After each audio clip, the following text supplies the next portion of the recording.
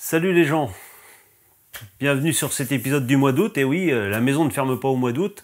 En même temps, je fais un épisode par mois. Si dès qu'il y a des congés ou des choses comme ça, je le fais pas, vous n'allez pas en voir d'épisode. Ça serait quand même dommage.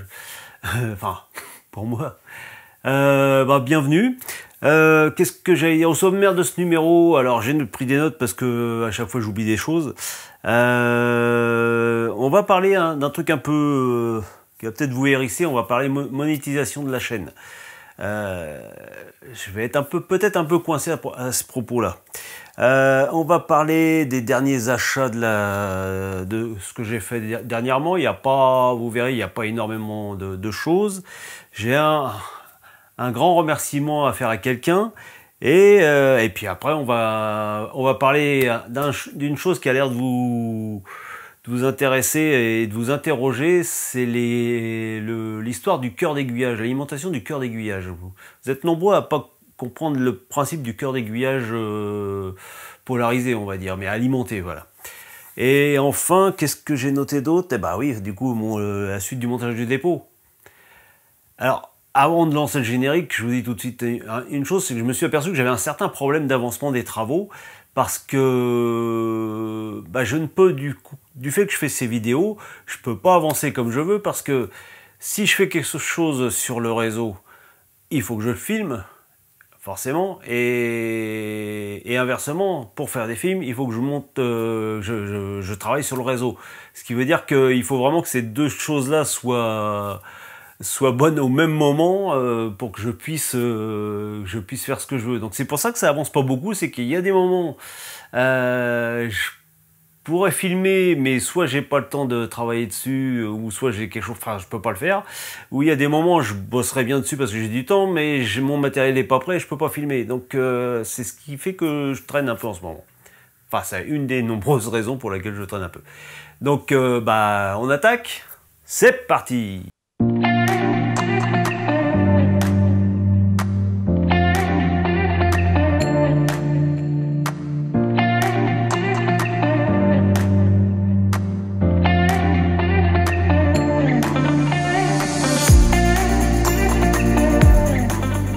Voilà, donc je vais vous prendre quelques minutes pour vous parler monétisation de la chaîne. Comme vous le savez, c'est le credo de départ et je vous le dis régulièrement, je ne vous demande pas de vous abonner, de cliquer sur la cloche. Le pire de pire, c'est que je vous demande pas de me donner un petit quelque chose sur Tipeee, parce que ça, je trouve ça un peu, dans ce milieu-là, je trouve ça un peu particulier de dépenser 500 € pour une locomotive et puis de vous demander un petit subside pour faire des vidéos. Donc ça niette et non avenu. Mais par contre, une chose que je vous avais toujours dit, c'est que je ne monétiserai pas cette chaîne parce que je ne veux pas qu'il y ait de vidéos qui vous embêtent. Mes vidéos sont déjà assez longues, si en plus il faut mettre des pubs dedans, ça risque d'être pénible. Le problème est que récemment, je me suis aperçu qu'il y avait YouTube avait changé quelques petites choses. Et en particulier, la possibilité de mettre des vidéos même sur des chaînes qui ne sont pas monétisées. Et là, je vous avoue que ça m'embête un brin. Pour l'instant, je l'ai pas... Il me semble pas l'avoir vécu. À vous de me dire si vous voyez des vidéos si vous voyez des pubs quand mes vidéos démarrent, parce que moi j'en vois pas. Le problème, c'est que, encore une fois, bien sûr, j'essaie de bénéficier de vous faire profiter de la gratuité de YouTube. Et YouTube, il marche pas grâce au don du Saint-Esprit, il marche avec la pub, donc c'est normal qu'ils essayent de rentabiliser leurs choses pour que ça continue. Mais moi, ça m'embête un brin de vous imposer des pubs. Alors de deux choses l'une, si j'ai bien donc tout compris, YouTube va imposer des pubs aux chaînes qui ne sont pas monétisées, et donc si le cas s'avérait exact, je me lancerai dans la monétisation de cette chaîne, et après, ma foi, j'aurai le choix, apparemment j'aurai le choix. J'aurai le choix malgré que ma chaîne peut être monétisée, j'aurai le choix de dire non, je veux pas que cette vidéo soit monétisée, ou alors le choix de laisser de la pub. Et quelque part, quitte à faire la démarche pour monétiser la chaîne, je me dis, si je peux récupérer ne serait-ce que quelques centimes de YouTube, pourquoi pas. Mais voilà, c'est dans les tuyaux. Je suis en surveillance là-dessus. Si vous voyez des pubs quand vous démarrez une de mes vidéos, dites-le moi. Et puis, bah, ça sera pas tout de suite. Je verrai quand l'humeur me prendra de monétiser la chaîne s'il faut. Et puis, bah, on verra la suite. On verra la suite. Donc voilà, c'était juste une petite aparté là-dessus. Maintenant, j'ai un petit... je reprends mes notes parce que sinon, je vais encore oublier la moitié des choses. Voilà. Ah oui, j'ai un remerciement particulier à faire à Pascal qui, très gentiment, m'a renvoyé une locomotive, une Jouef, une 67 000... Où était-elle d'ailleurs? T'inquiète pas Pascal, elle est sur le réseau. Faut juste que je trouve où elle est. Ah bah elle est là, devant mon nez en plus. Hop là. Il m'a envoyé 67 407, une Jouef, qui est dans un état, mais alors, on dirait qu'elle sort du magasin. Donc Pascal, je te remercie, elle marche parfaitement.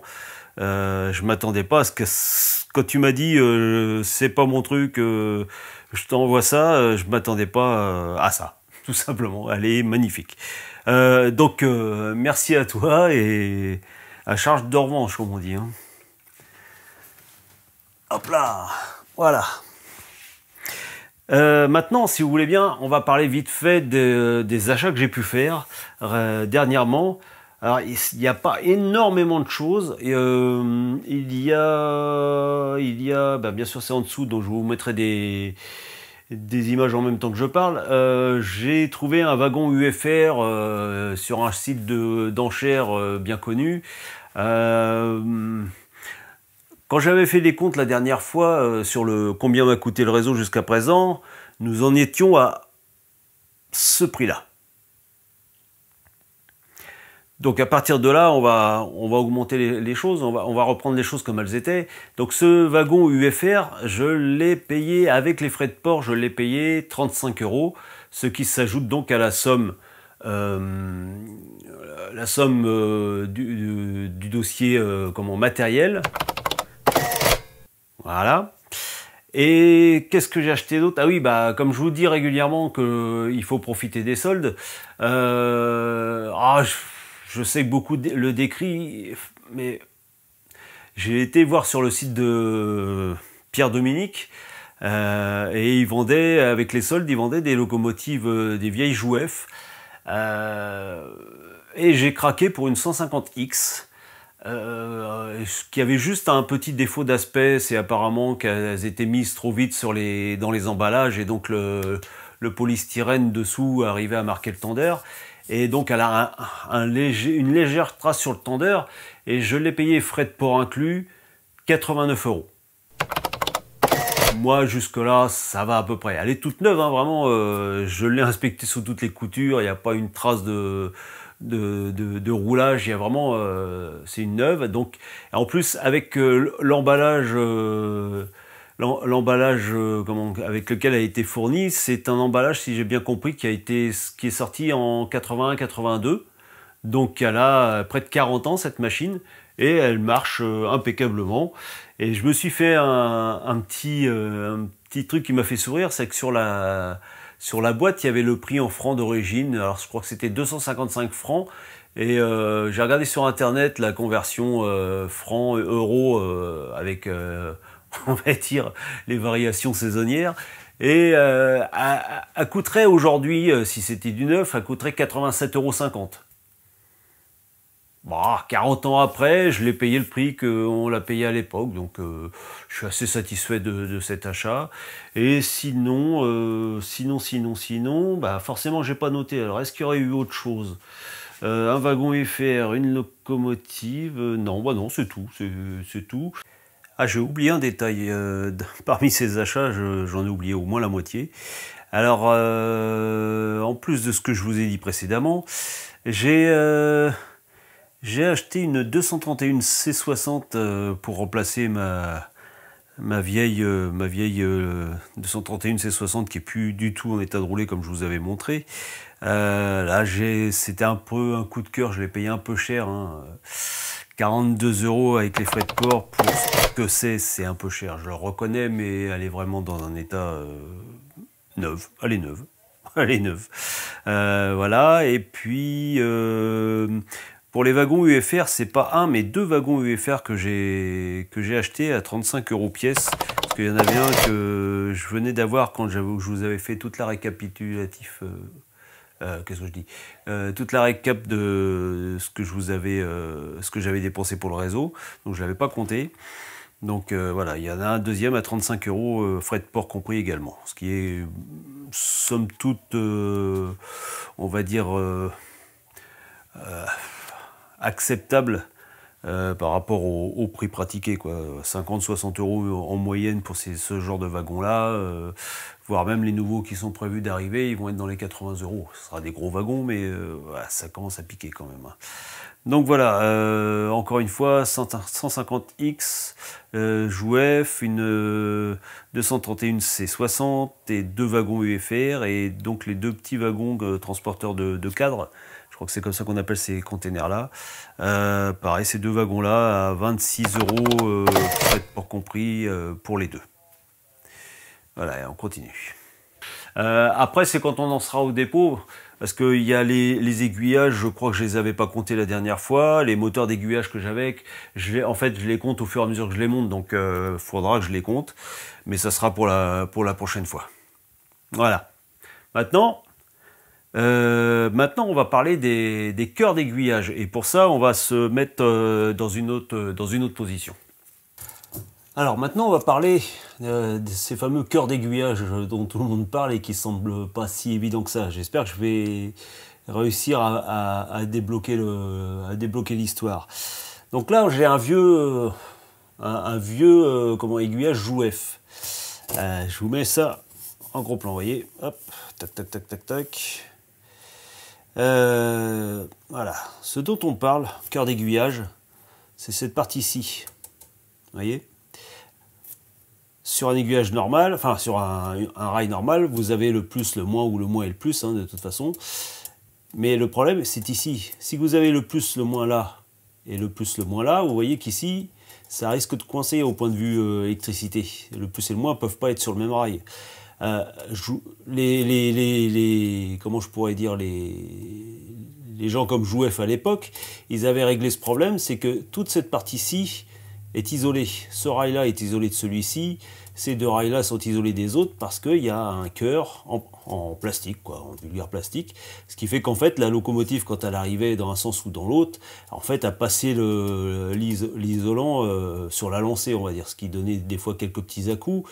Et surtout, si vous aviez ça sur une place où vous faisiez des manœuvres, c'était pas toujours très évident, hein. Si la locomotive avait quelques soucis de prise de courant, vous pouviez être sûr que il y aurait eu des à-coups, des arrêts sur les aiguillages et des choses comme ça.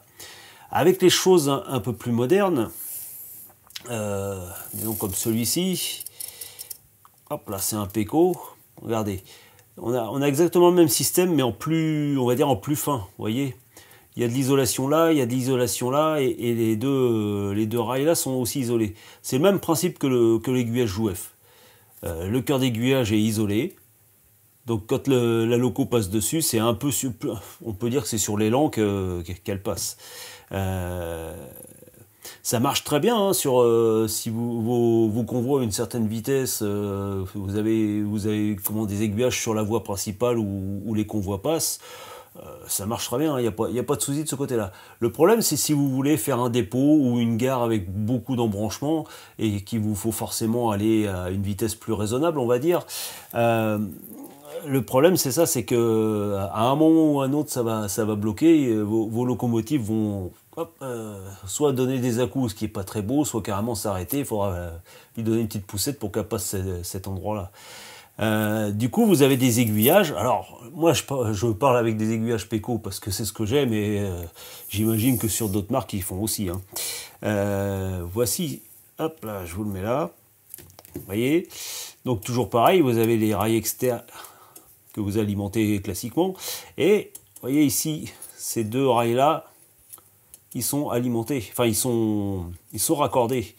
Ce qui veut dire que si vous ne faites rien, vous voyez, plus, moins, bah là vous avez plus, moins, et forcément, ça va pas le faire. Votre transfo va pas le faire, va pas aimer, votre réseau va pas aimer non plus.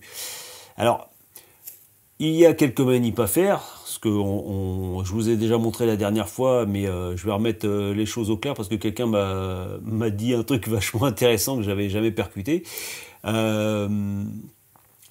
Donc je vous renvoie sur la vidéo précédente où je branche les aiguillages, où je raccorde les aiguillages pour le réseau. Donc le principe c'est ça, c'est que cette partie-ci, vous l'isolez du réseau. Vous n'êtes pas forcément obligé d'isoler comme moi je fais partout, hein, c'est une mauvaise habitude que j'ai, mais au moins ces deux parties-là, il faut les isoler du reste du circuit. Et moi par exemple, j'ai ces fameux moteurs MP5, hop, je vais essayer de vous mettre ça comme il faut. Tac, tac, tac, tac, tac. Un petit gros plan. Est-ce qu'il va vouloir faire la mise au point? Rien de sûr. Non. On va reculer un peu. Et là, tu veux? Voilà. Et là, vous voyez, donc, classiquement ici, je branche l'aiguillage, le moteur d'aiguillage pour faire aller et venir l'aiguillage. Et vous avez des connecteurs auxiliaires sur lesquels vous venez brancher donc d'un côté le filaire et d'un côté ce cœur d'aiguillage, ce qui fait que en fonction, hop là, viens là toi, hop, une petite mise au point, en fonction de la position de la lame, et ben votre moteur d'aiguillage gère en même temps. Bon, il y a d'autres systèmes, hein. Moi je vous ai encore une fois, j'insiste sur le fait que ce ne sont pas des tutos, je vous partage mon expérience. Donc il y a X systèmes. Vous qui avez d'autres systèmes que ça, n'hésitez pas à les mettre dans les commentaires pour que les gens puissent voir ce qui existe d'autre. Mais encore une fois, voilà. Pour moi, c'est mon moteur d'aiguillage qui va s'occuper de la polarité de cette partie-là. Et ce qui fait que quand l'aiguillage oblique d'un côté, le cœur d'aiguillage sera par exemple positif. Et quand il va basculer de l'autre côté, il sera négatif ou inverse, ça dépend de comment vous avez branché tout ça. Voilà, le principe c'est juste ça. Hop là, on revient avec plutôt le cœur d'aiguillage. Voilà. Voilà, encore une fois, voilà. Plus, moins. Donc, si là c'est plus, là c'est moins, mais là ça ne peut pas être plus parce que il va y avoir bisbille. Donc voilà, c'est mon moteur d'aiguillage qui va faire en sorte que toute cette partie-là ait la bonne polarité en fonction de la position de l'aiguille. C'est tout. Et de cette façon-là, étant donné que le centre est alimenté à la bonne polarité, mais est alimenté jusqu'au bout, quand votre locomotive va arriver doucement sur cet aiguillage-là, eh ben, elle va continuer doucement parce que la continuité électrique est assurée. Voilà, c'est simple. J'espère que c'est un peu plus clair pour vous. En parlant comme ça, j'ai l'impression d'avoir compliqué la chose. J'espère que c'est pas le cas. C'est pas toujours évident d'expliquer des choses qu'on vient de découvrir. Donc voilà. Donc encore une fois, les cœurs d'aiguillage, on va dire alimentés, c'est bon pour quand vous pensez faire des vitesses lentes surtout. Si vous avez plutôt que des grandes lignes, prenez des aiguillages classiques, vous embêterez moins parce que vous n'aurez pas de branchement supplémentaire et vous verrez pas d'à-coup, vous verrez pas de différence. Rappelez-vous les vieux jouets avec leur gros cœur en plastique, quand vous mettiez des aiguillages sur les voies principales, il n'y avait pas de, comment je pourrais dire, il n'y avait pas d'à-coup, hein. Enfin, ou presque pas, c'était quasi imperceptible. Encore une fois, voilà, les cœurs d'aiguillage alimentés, c'est surtout quand vous avez besoin de basse vitesse. Voilà. Bon, maintenant, on va continuer le dépôt. Bon, on va parler du dépôt un peu. Enfin, on va travailler sur le dépôt. Alors, comme vous avez vu la dernière fois, j'avais préparé les aiguillages. J'ai commencé à travailler, donc je peux pas vous montrer comment je les ai collés, mais je l'ai fait simplement à la colle blanche. Je crois qu'il m'en reste un à poser, j'essaierai de vous faire des plans pour la prochaine vidéo. Alors bien sûr, l'un de vous m'a fait la remarque la remarque qu'il fallait faire aussi, c'est évident, mais quand vous collez vos aiguillages, faites bien attention de ne pas mettre trop de colle blanche, et en particulier là où il y a la barrette de translation. Parce que si vous collez tout ça, forcément, ça ne va plus fonctionner. Donc, moi, ce que je fais, c'est que je repère au marqueur les endroits où il faut pas que je colle, et puis forcément, après, ça va tout seul, quoi. Donc, voilà, vous étalez un peu de colle blanche, vous mettez votre aiguillage en place, vous l'immobilisez avec du poids, des punaises ou quelque chose comme ça, et puis, bah, voilà, ça se fait tranquillement comme ça. Donc, les aiguillages étant posés, maintenant, il faut que je pose quelques rails. Comment dire, surtout ce qui est en dehors des voies normales, il faut penser à alléger un peu comment on appelle ça, les traverses. Il y a un peu moins de traverses par exemple sur les gares de marchandises, sur les dépôts. Je me suis un peu trop laissé aller sur le premier rail que j'ai posé parce qu'il y a vraiment plus beaucoup de traverses. Je vais en enlever un peu moins que ce que j'ai fait là, mais bon, je pense qu'avec le décor, le ballast, tout ça, ça se verra un peu moins. Donc voilà, est-ce que tout simplement, je sais pas, il y a une centaine de traverses là-dessus, je vais en enlever une trentaine. Après, je vais dispatcher un peu tout ça, et puis il y aura plus qu'à après faire ce que j'ai déjà fait, c'est-à-dire mettre des fils sur chaque coupon avant de coller et mettre en place. Donc on attaque. Le fer à souder est en place. Ma pince, hop là, ma pince est là. Donc je vais enlever, ouais, je sais pas, 25, 1, 2, 3, 4, 5, 6, 7, 8, 9, 10, 11, 12, 13, 14, 15, 16, 17, 18, 19, 20, 21, 22, 23, 24, 25, 26, 27, 28, 29, 30. Allez, hop, une trentaine. Je crois que la dernière fois, j'en ai enlevé le double. Ça fait quand même un peu beaucoup. Alors le problème, c'est que à enlever, c'est facile. Le problème, c'est qu'après, pour les distribuer, vous êtes obligé de les couper l'une après l'autre. La fois d'avant, une fois que j'avais fait ce travail-là, hop, je vais essayer de quand même vous mettre sous cette caméra-là. La fois d'avant où j'avais fait ce travail-là, je m'étais un peu embêté une fois qu'elles étaient dispatchées, à coller chacune avec une goutte de super glue. Et ben là, j'en ai enlevé beaucoup et je les ai pas collés à super glue, j'ai collé directement avec la colle blanche une fois mise en place. Bon, ça a pas l'air d'avoir d'incidence, donc je vais faire la même chose. Je vais donc, vous voyez là, j'en ai enlevé une trentaine. Hop, voilà, j'en ai enlevé une trentaine. Donc je vais séparer chaque traverse pour dispatcher ça sur toute la longueur de la voie.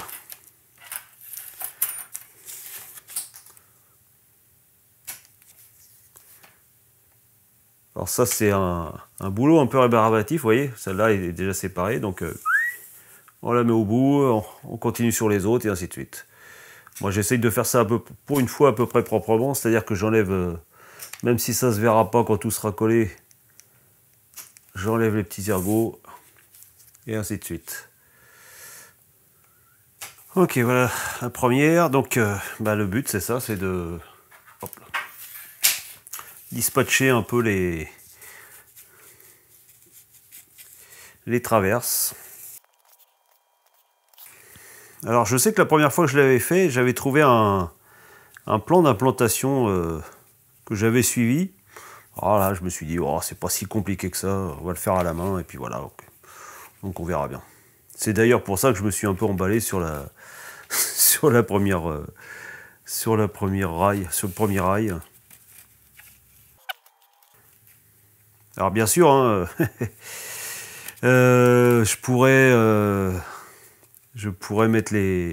poser les rails directement, les brancher directement et tout, mais voilà, c'est ça le train électrique, c'est que à la limite c'est presque le montage qui est intéressant, je pourrais dire.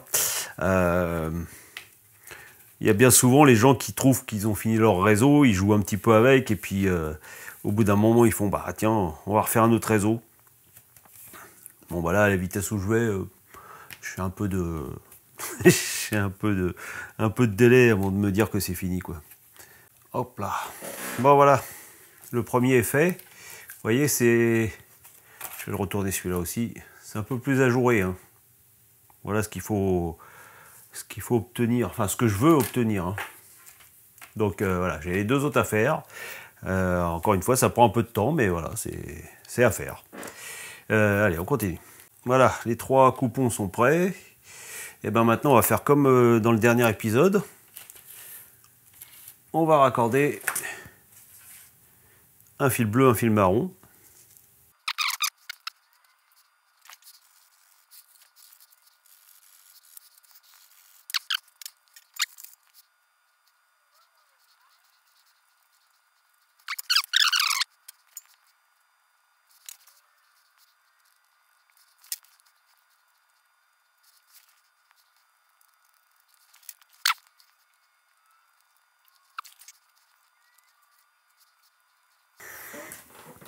Voilà. Alors bien sûr, celui-là, je l'ai fait dans l'autre sens, mais j'ai juste à retourner ça. Et il est dans le même sens que les autres. Parce que de toute façon, pour l'instant, je sais à peu près où ils vont, mais ils n'ont pas vraiment leur place définie. Donc maintenant que ça c'est préparé, eh ben, on va aller mettre ça en place sur le réseau. Et ben ouais, vous êtes là. Ok, donc on va mettre ça sur le réseau.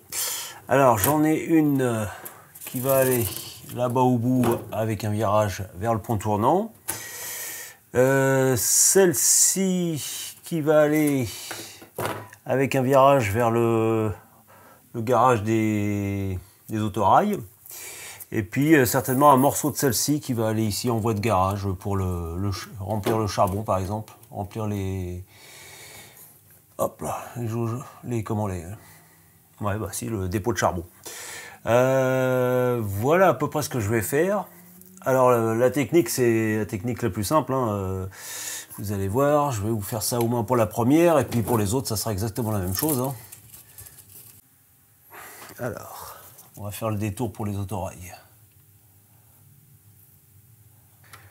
Hop, hop, hop, quelque chose comme ça.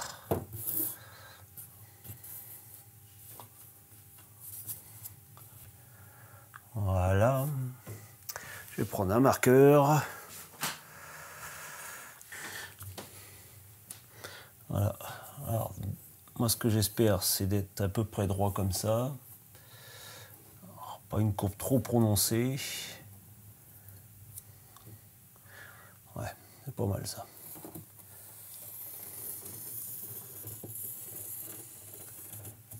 Je le trace comme ça.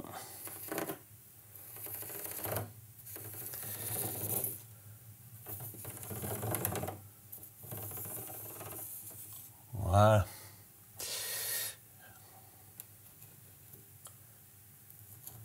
Là. Et là, c'est pour faire les trous. Ok. Hop là. Alors, est-ce que je suis dans... Il n'y a pas de...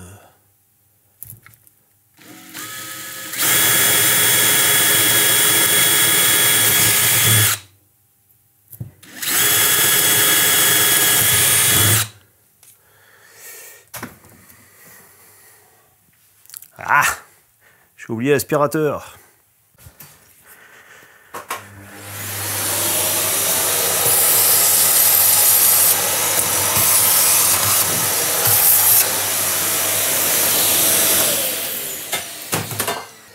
Hop. Voilà, c'est parti.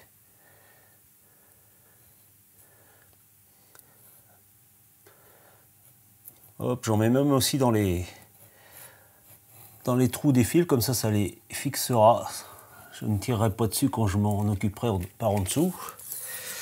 Hop.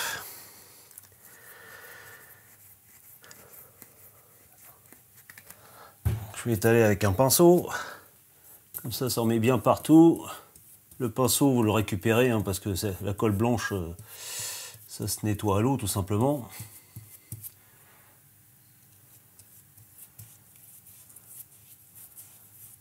Voilà. Ok.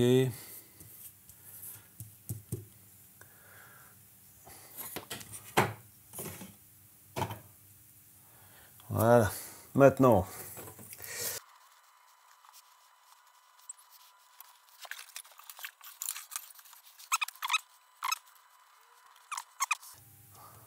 va bloquer ça par ici. On va bloquer ça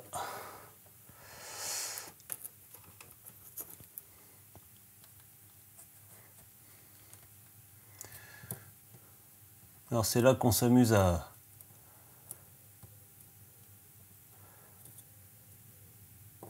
remettre les traverses comme il faut.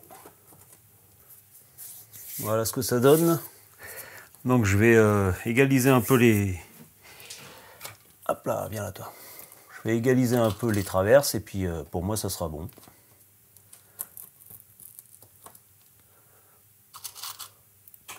Quand ça sera sec, on pourra enlever les... Hop. Les punaises. Et puis je vais mettre du poids aussi dessus parce que dans les virages ça se relève un peu. Et ça, du poids, on en a toujours un peu quelque part. Ça. Voilà. Bon, je vais vous laisser là, je pense. Je vais continuer en solo un petit peu quand même. Comme je vous dis, c'est pas toujours évident de bricoler sur le réseau, de se filmer en même temps. C'est assez moi, je trouve ça compliqué. Hop là. Voilà. Voilà pour cette première, ce premier tronçon. Donc ça va être la partie qui va emmener au dépôt autorail, pardon. Donc après les deux autres rails, ça sera pareil, hein, mise en place pareil. Vous faites les trous pour les fils. Vous mettez de la colle que vous étalez au pinceau ou que vous laissez direct. Au début je mettais direct, maintenant je mets au pinceau pour que ce soit un peu plus régulier. Et puis bah voilà, je vais continuer un peu tout seul. Je vous montrerai quand ça sera terminé. Je referai certainement une pause pour le dernier aiguillage du côté des autorails. Pour la partie garage derrière, je pense que... je sais pas. Je pense que je bricolerai dessus quand vraiment... comment dire... quand vraiment j'en serai à faire la rotonde. Parce que je sais pas encore trop comment ça va aller. Alors si je mets des rails et qu'ils sont pas au bon endroit, ça va peut-être être compliqué. Donc on verra. Mais au moins, déjà là, la remise autorail sera à peu près à sa place. L'entrée du pont tournant, la sortie du pont tournant sera à sa place. Donc il y a au moins ça que je pourrais brancher et qui sera fonctionnel. Et bien sûr, il va encore falloir que je fasse un tableau de contrôle. Donc je vous laisse là. Ça recommence. Il recommence à faire chaud ici. C'est pas qu'il fasse très chaud dehors parce que chez nous là on est du côté, on est le 14 juillet quand je tourne, c'est la catastrophe chez nous ici dans le nord. Il pleut comme c'est pas possible, mais comme je suis avec les spots et que ça chauffe un peu, je commence à avoir chaud. Donc je vous laisse là. Alors profitez de vos vacances pour ceux qui ont la chance de partir en vacances. Soyez pas trop triste pour ceux qui restent, hein, il en faut. Et puis on n'a pas toujours les moyens de partir, donc faites du train pour ceux qui ne partent pas, ou profitez du beau temps, ça va bien tarder, ça va bien finir par arriver. Et je vous dis à la revoyure les gens au mois de septembre, à la rentrée, ça marche. Et revenez sans virus. Hein. Salut les gens.